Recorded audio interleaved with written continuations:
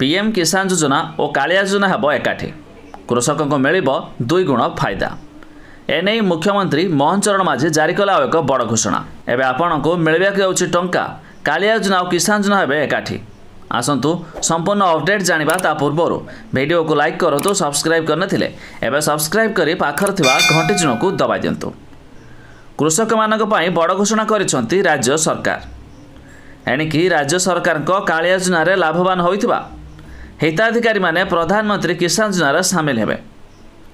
तेरे कृषक मानकर आर्थिक विकास क्षेत्र में आउ एक पदक्षेप नहीं बीजेपी सरकार।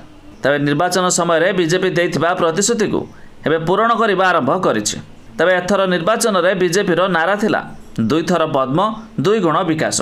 एवं सही प्रतिश्रुति को पूरण करने को जाउछि ओडिशार नुआ सरकार।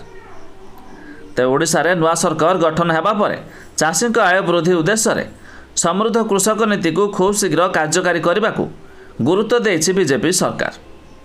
तेरे कृषि विभाग समीक्षा बैठक पर एने सूचना देइछंती मुख्यमंत्री मोहन चरण माझी। यह व्यतीत राज्य में कृषकों पर 58टी शीतल भंडार निर्माण कराजिबो। सब डिविजन स्तर में शीतल भंडार प्रस्तुत करने मुख्यमंत्री सूचना देइछंती। तेबे समृद्ध कृषक नीति यथाशीघ्र लागू करने मुख्यमंत्री निर्देश जारी करिछंती।